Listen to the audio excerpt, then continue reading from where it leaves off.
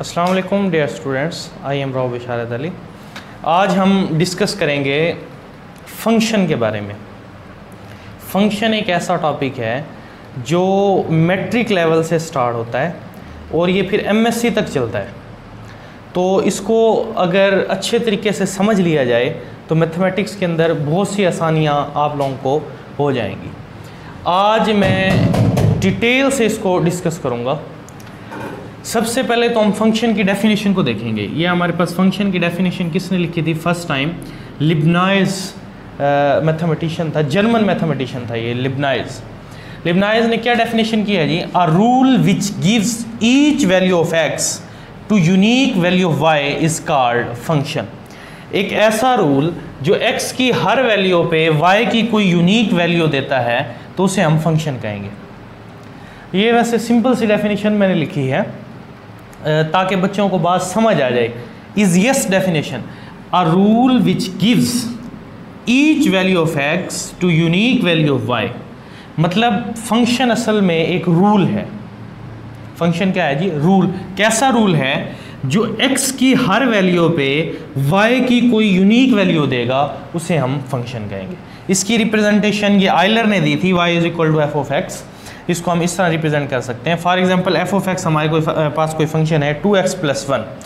अब मैं इसकी एक्सप्लेनेशन इस तरह लिखता हूँ कि दो सेट ले लेता हूँ मैं। एक हमारे पास सेट x है, एक हमारे पास सेट y है। ये हम जो नोटेशन यूज़ करते हैं इसको हमने कहा है f। ये नोटेशन है, अपनी मर्ज़ी से f नाम रखा है। वैसे आप लोगों ने, क्योंकि फंक्शन की स्पेलिंग के अंदर पहली वैल्यू f है तो हम कहते हैं जी f ऑफ x। वैसे फंक्शन आपने g of x, h of x, p of x, polynomial इस तरह भी तो पढ़े हैं ना। तो ये अपनी मर्ज़ी से नोटेशन का नाम रखा है f। अब ये जो है x ये हमारे पास इनपुट है, y जो है ये हमारे पास आउटपुट है। ठीक है। इसकी एक और एग्जांपल मैं इस तरह लेता हूँ कि ये देखें, ये हमारे पास इनपुट है, ये f कोई फंक्शन, इसके अंदर कोई प्रोसेस होगा और ये हमारे पास क्या होगी? आउटपुट। ठीक है जी। अब इस इनपुट को मैथमेटिक्स के अंदर हम क्या कहते हैं जी? डोमेन। और इस आउटपुट को क्या कहते हैं? रेंज। मतलब फंक्शन के अंदर जो इनपुट दी जाती है वो हमारे पास डोमेन होगी। प्रोसेस फंक्शन अप्लाई होने के बाद जो आउटपुट ली जाती है वो हमारे पास क्या होगी? रेंज। तो ये स्पेसिफाई किस किस्म का रूल है उसको हम डिस्कस करने लगे थे अभी। आप f of x is equal to 2x + 1 है, इनपुट के अंदर वैल्यूज हमने देनी है। तो सबसे पहले मैं कहता हूँ जी put x is equal to 1। ये हमारे पास फंक्शन है f of x is equal to 2x + 1। तो मैं इनपुट किस तरह हम इसकी इंटर करेंगे जी? हम कहते हैं put x is equal to 1, तो ये हो जाएगा f ऑफ 1 2 × 1 + 1, ये हो जाएगा 3। मतलब x की जगह जब मैं 1 पुट करूँगा तो आउटपुट में हमारे पास जवाब क्या आ रहा है? 3। इसी तरह x इज इक्वल टू 2, तो f ऑफ 2 जो है वो किसके इक्वल होगा? 5 के। 2 पुट करने से हमारे पास आंसर आ गया 5। और इसी तरह जब हम 3 पुट करेंगे तो f ऑफ 3 का आंसर जो आएगा हमारे पास वो हो जाएगा 7। 3 पुट करने से हमारे पास आंसर आ गया 7। f ऑफ x को हमने y का है, तो इधर f ऑफ 1 असल में ये y जो है ये 3 किसकी वैल्यू है? ये y की वैल्यूज आ रही हैं। ठीक है। तो y की वैल्यू 3, 5, 7 इस तरह। तो फंक्शन कैसा रूल है जी? A rule which gives each value of x। मतलब ये x की हर वैल्यू के ऊपर y की कोई यूनिक वैल्यू देगा। तो इस तरह के रूल को हम क्या कहेंगे? फंक्शन। अगर y की कोई यूनिक वैल्यू नहीं मिल रही तो उसे हम फंक्शन नहीं कहेंगे। मतलब ये है कि एक दफ़ा आपने x की जगह 1 पुट किया है, आंसर आ गया हमारे पास 3 एक फंक्शन के अंदर। आप दोबारा x की जगह 1 पुट करें तो दोबारा भी आंसर क्या आएगा? 3। मतलब y यूनिक होगा, y की वैल्यू यूनिक होगी। ये नहीं है कि एक दफ़ा x 1 पुट करने से जवाब 3 आ गया तो दूसरी दफ़ा कोई और चेंज जवाब आ जाए, 5 आ जाए, 7 आ जाए, 9 आ जाए। नहीं, एक दफ़ा x की वैल्यू पुट करने से जो जवाब आया है वही दोबारा पुट करने से जवाब आएगा। ठीक है। तो ये तो हो गया यूनिकनेस। अब और दूसरी बात क्या थी? अ rule which gives each value of x। मतलब x की हर वैल्यू को यूज़ करना है, डोमेन की हर वैल्यू को यूज़ करना है। अगर कोई वैल्यू बच गई है, फॉर एग्जांपल ये हमारे पास कोई डायग्राम के ज़रिए हमसे पूछा जा रहा है, हमें कहते हैं जी ये है 2, 5, 7 और इधर है 10, 15 एंड 20, ये कोई रिलेशन बनाया है फंक्शन का। तो 2 के ऊपर 10 है, 5 के ऊपर 15 है। अब इधर से 7 बच गया हमारे पास फॉर एग्जांपल, तो क्या ये फंक्शन होगा? ये डायग्राम जो है ये फंक्शन को शो करेगी, ये रिप्रेजेंटेशन।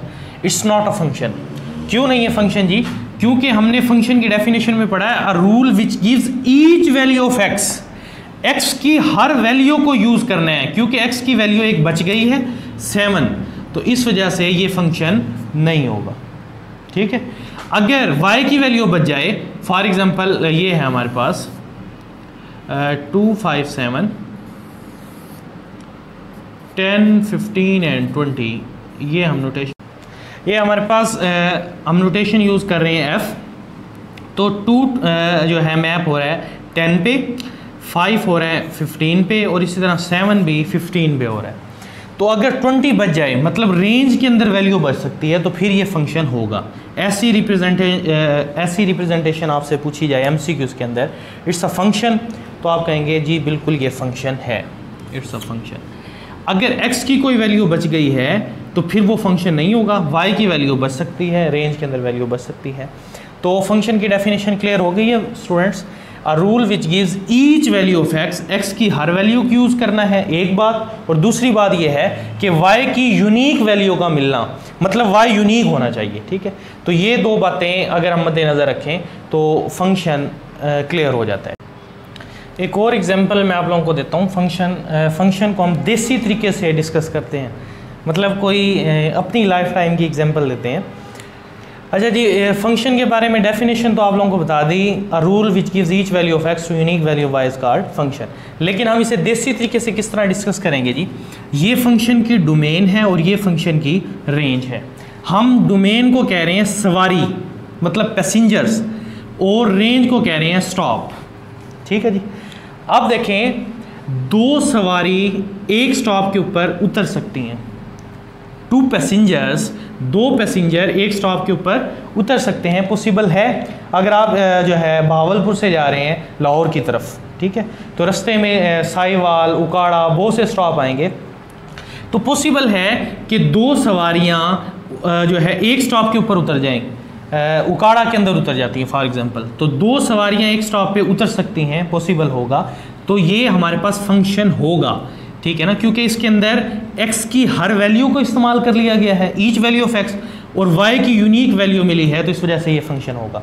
लेकिन एक सवारी 2 स्टॉप पे नहीं उतर सकती, 2 सवारियां एक स्टॉप पे उतर सकती हैं, मतलब और एक सवारी 2 स्टॉप के ऊपर नहीं उतर सकती। मतलब अगर एक सवारी अगर उकाड़ा उतर गई है तो दोबारा जो है ना लाहौर तो नहीं पहुंच सकती ना। जो पैसेंजर उकाड़ा उतर गया वो तो बात ख़त्म हो गई है। तो एक सवारी 2 स्टॉप पे नहीं उतर सकती, ये फंक्शन नहीं होगा, इसे हम फंक्शन नहीं कहेंगे। क्यों? क्योंकि इसके अंदर y यूनिक नहीं रहा, x की हर वैल्यू तो इस्तेमाल हो गई है लेकिन y की यूनिक वैल्यू नहीं मिली, इस वजह से इसे हम फंक्शन नहीं कहेंगे। ये 2 वैल्यूज़ जो हैं ये आप लोगों ने इनका आंसर देना है कमेंट के अंदर, खुद आपने इसको समझना है, ठीक है ना, और बताना है ये फंक्शन है या नहीं है। इनका आंसर बेटा आपने कमेंट में देना है। देखें, ये फंक्शन है या नहीं है तो क्यों फंक्शन है, नहीं है तो क्यों नहीं है, ठीक है ना।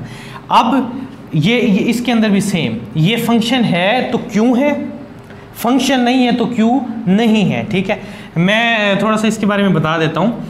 इसके अंदर x की हर वैल्यू वैसे इस्तेमाल हो गई है, रेंज का एक एलिमेंट बचा हुआ है, तो इसे फंक्शन कहेंगे या नहीं कहेंगे। इसी तरह इसके अंदर x की एक वैल्यू बच गई है, तो इसको फंक्शन कहेंगे या नहीं कहेंगे, ये आप कमेंट के अंदर मुझे जवाब देंगे। ठीक है, तो आप लोगों को फंक्शन की डेफिनेशन आई थिंक क्लियर हो गई होगी। हमारे पास है बेटा 1-1 फंक्शन। 1-1 फंक्शन को इनटू फंक्शन भी कहते हैं। टाइप्स ऑफ फंक्शन हम डिस्कस करने लगे हैं। तो टाइप्स ऑफ फंक्शन के अंदर है 1-1 function, onto function, bijective function, injective, surjective, ये यानी कि बेसिक टाइप्स हैं जो। तो सबसे पहले हम डिस्कस करेंगे जी 1-1 फंक्शन को। 1-1 फंक्शन की डेफिनेशन क्या है? If distinct elements have distinct images then it's called one one function. अगर डिस्टिंक्ट एलिमेंट हो हमारे पास और डिस्टिंक्ट इमेजेस बने, मतलब डिस्टिंक्ट एलिमेंट डोमेन के अंदर लिए जाएं तो डिस्टिंक्ट इमेजेस ही रेंज के अंदर मिलें, तो इसको हम कहेंगे वन वन फंक्शन। अब इसकी एग्जांपल मैंने डिस्कस की है। सबसे पहले देखें, ये है एग्जांपल हमारे पास। एलिमेंट की फर्स्ट एंट्री डोमेन के अंदर हमने दिया 1, 1 के ऊपर 9 आंसर आ गया, 2 के ऊपर 10 और 3 के ऊपर 11। मतलब इधर से डिस्टिंक्ट एलिमेंट हैं और इमेजेस भी डिस्टिंक्ट मिल गई हैं, तो ये वन वन फंक्शन होगा। अब दूसरी एग्जांपल देखते हैं। 1 पुट करने से आंसर आ गया 15 और 2 पुट करने से भी आंसर आ गया है 15। मतलब इनपुट के दो डिस्टिंक्ट एलिमेंट से रेंज की वैल्यू सेम आ गई है। डिस्टिंक्ट एलिमेंट पे डिस्टिंक्ट इमेजेस नहीं मिले, मतलब 1 के ऊपर भी आंसर 15 आ गया, 2 के ऊपर भी आंसर 15 आ गया, तो इसका मतलब ये है कि ये वन वन फंक्शन नहीं है। क्लियर हो गई ये बात? वन वन फंक्शन के लिए ज़रूरी है अगर ये दो एलिमेंट डिस्टिंक्ट हैं तो रेंज भी हमें डिस्टिंक्ट मिलनी चाहिए। तो अगर आपको डायग्राम बना के दी जाए और आपसे पूछा जाए कि ये फंक्शन वन वन है या नहीं है, इस तरह की डायग्राम होगी तो आप ये कहेंगे ये वन वन फंक्शन नहीं है। एक और एग्जांपल हम देख लेते हैं। ये फंक्शन है वन वन। देखें जी, इधर डिस्टिंक्ट एलिमेंट्स हमने लिए हैं, डिस्टिंक्ट इमेजेस मिली हैं, तो इस वजह से ये फंक्शन भी वन वन होगा। नेक्स्ट है हमारे पास ऑन टू फंक्शन, जिसको हम सब्जेक्टिव फंक्शन भी कहते हैं। इसकी डेफिनेशन क्या है जी? If a function f x to y, हमने एक मैप डिफाइन किया function f x to y, range of f is equal to y, then it's called the on to function। मतलब उसकी रेंज जो है ना फंक्शन की, वो कंप्लीट y के इक्वल हो। कोडोमेन और रेंज के अंदर फर्क क्या है? कोडोमेन और रेंज के अंदर फर्क ये है बेटा, ये देखें, ये हमारे पास अगर कोई फंक्शन है 1 2 3, इधर 5 10 11 15 फॉर एग्जांपल, तो ये मैप हो गए हैं ये तीन चीजें। अब ये कंप्लीट जो y है, इसको हम कहेंगे कि कंप्लीट y हमारे पास कोडोमेन होगा। कंप्लीट y को क्या कहेंगे? कोडोमेन। और जब तक ये जहां पे मैप हो गया है, ये तीन वैल्यूज हमारे पास क्या कहलाएंगी? रेंज। मतलब ये वाली वैल्यू रेंज कहलाएंगे और इस टोटल को हम क्या कहेंगे? कोडोमेन। तो ये फर्क है कोडोमेन और रेंज का। अब हमारे पास हमने ये क्या कहा है? ऑन टू फंक्शन ऐसा होगा कि रेंज ऑफ f y के इक्वल हो जाए। अब देखिए जी, ये जो फंक्शन है हमारे पास, इसकी रेंज है 5 10 और 15, ये कंप्लीट y के इक्वल हो गई है, तो इसका मतलब ये है कि ये ऑन टू फंक्शन है। इसके अंदर वैसे डिस्टिंक्ट एलिमेंट के ऊपर डिस्टिंक्ट रेंज मिल रही है, मतलब डिस्टिंक्ट एलिमेंट है distinct images, that is called one one function. मतलब ये वन वन भी है और ये ऑन टू भी है, तो इसको हम बाइजेक्टिव फंक्शन भी कहेंगे। बाइजेक्टिव डेफिनेशन भी होगी ये क्लियर बाइजेक्टिव फंक्शन की, कि वो फंक्शन जो वन वन भी हो और ऑन टू भी हो, तो उसको हम क्या कहते हैं? Bijective function. अच्छा, तो ये ऑन टू भी है और ये वन वन भी है, तो इस वजह से इसे हम बाइजेक्टिव फंक्शन भी कहेंगे। नेक्स्ट हमारे पास ये वाला फंक्शन है, ये हमारे पास इनपुट है x, आउटपुट है y। ये फंक्शन ऑन टू है या नहीं है? देखें, इसकी रेंज के अंदर सिर्फ दो एलिमेंट हैं, दोनों ही एलिमेंट डोमेन के साथ मैप हो गए हैं। क्योंकि range of f is equal to y है, तो इस वजह से ये ऑन टू फंक्शन है, सब्जेक्टिव फंक्शन है। लेकिन ये वन वन फंक्शन नहीं है। क्यों नहीं है? क्योंकि डिस्टिंक्ट एलिमेंट के ऊपर डिस्टिंक्ट इमेजेस नहीं मिली, मतलब दो एलिमेंट डिस्टिंक्ट थे, इसके ऊपर 5 एलिमेंट मिल गया, एक ही रेंज मिल गया, तो इस वजह से ये वन वन नहीं है, ऑन टू है।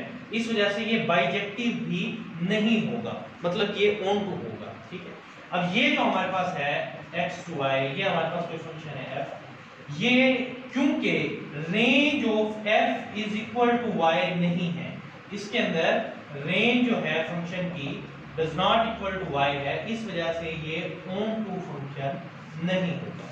क्लियर होगी आपको बात?